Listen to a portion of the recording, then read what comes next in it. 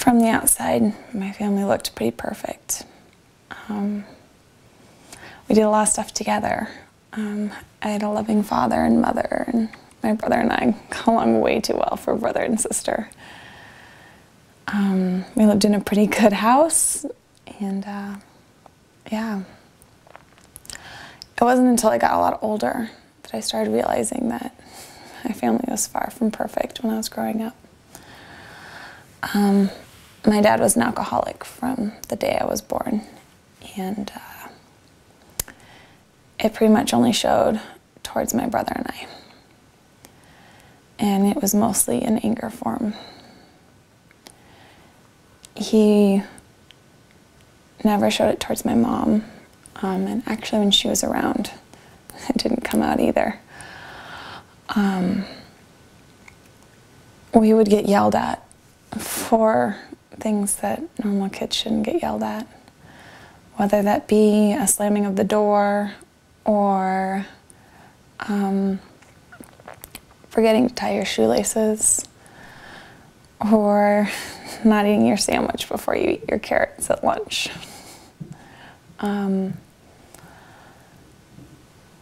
I also never heard "I love you" or "I was proud of you."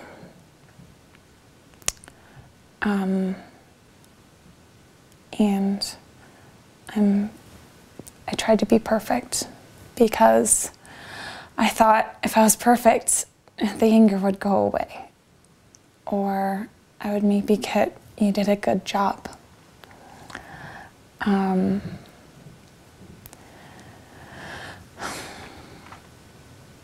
It didn't happen.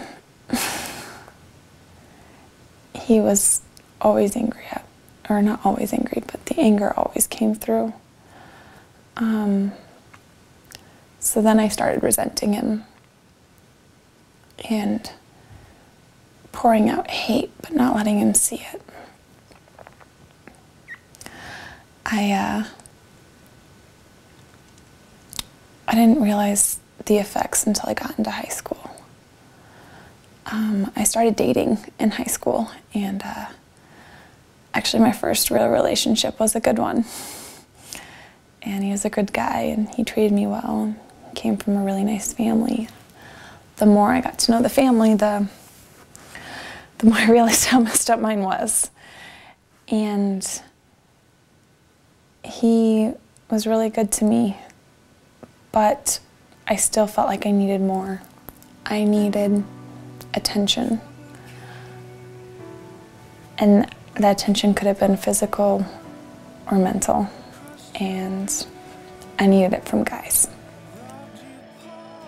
And I became a big flirt because of it.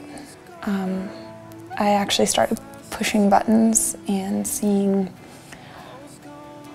how long I could go with talking to a guy without letting him know I had a boyfriend. I needed the reassurance that I was likable.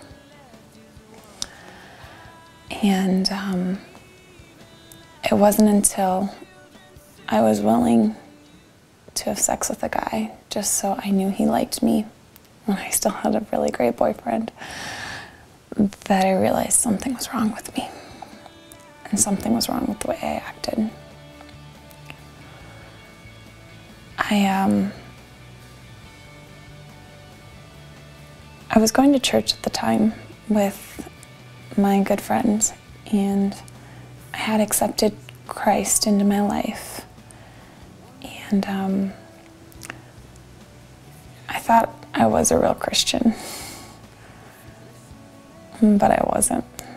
I had accepted Christ in my life, but I haven't given him my full trust and heart.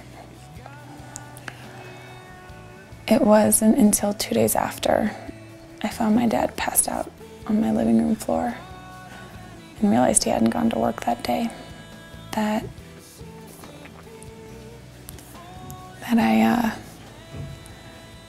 I really started thinking about what I wanted in my life.